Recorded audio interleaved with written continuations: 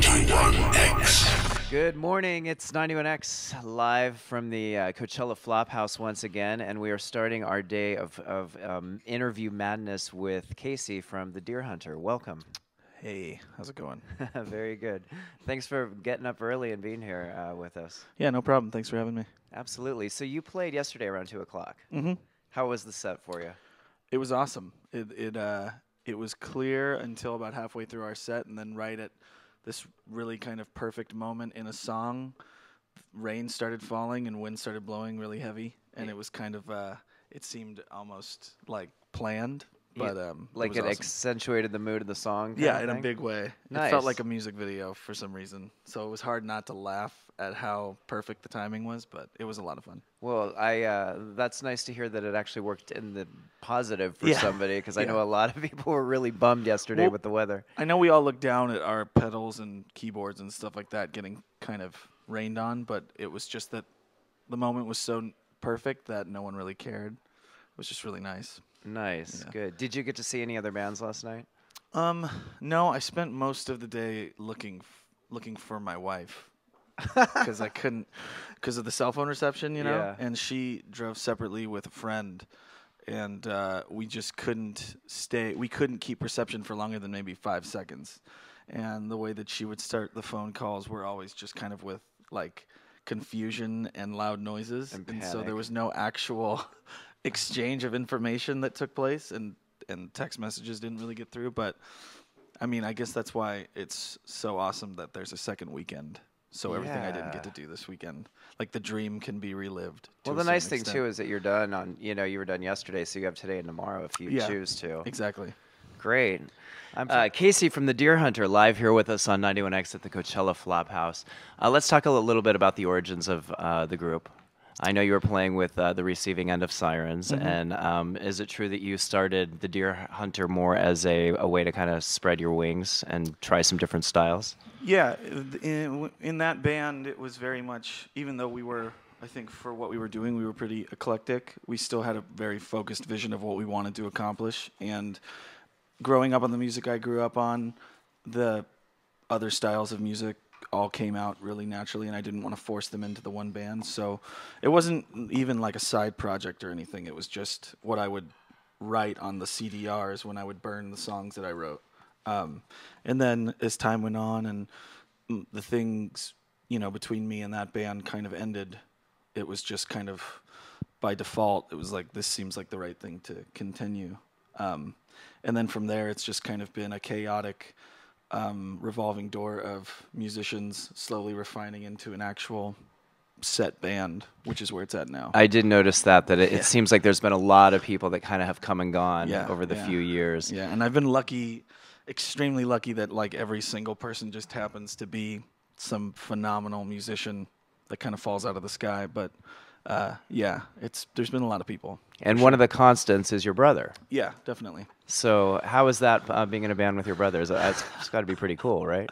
Yeah, I mean, it's exactly what you would think. It's like there's an amazing connection that is hard to really attain with anybody else that isn't family. But then there's also, because of that connection, there's the bickering from being, that you remember from being 5 years old comes back up when you're almost 30, and it's really confusing. But you don't really have fights like that with anybody else. But it's unique. But we also, because we grew up in the same musical surroundings, it's very much second nature as far as writing and performing with each other. It's very, not just that it's comfortable, but it's really natural, and there's no kind of forcing one thing or the other. It's so for that reason, it's really amazing. And what were those musical surroundings? What did you guys listen to growing up?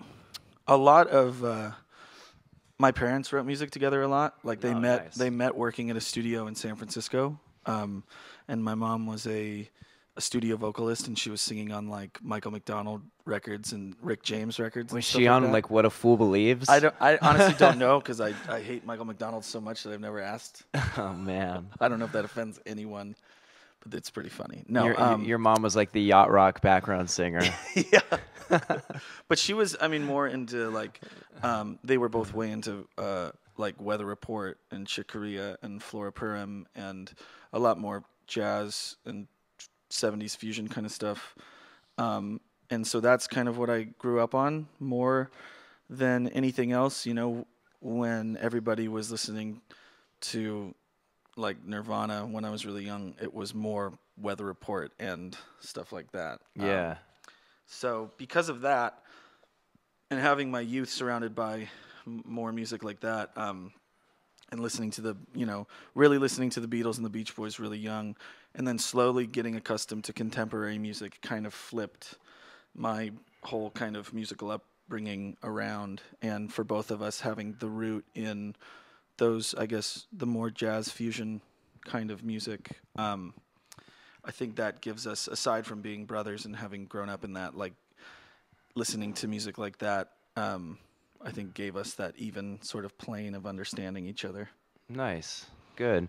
Now you let's talk about your recordings a little bit. You have the Axe and the Color Spectrum.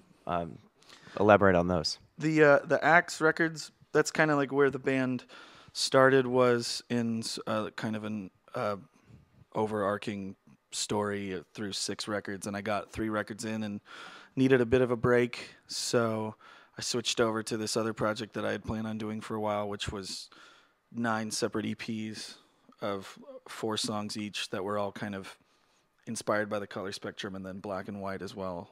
And that's what was just released last year, was that entire collection of 36 songs.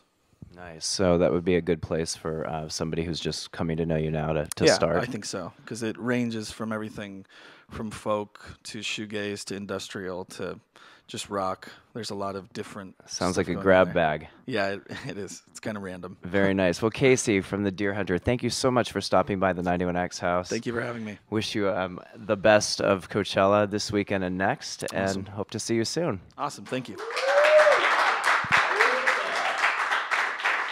Sweet. 91X.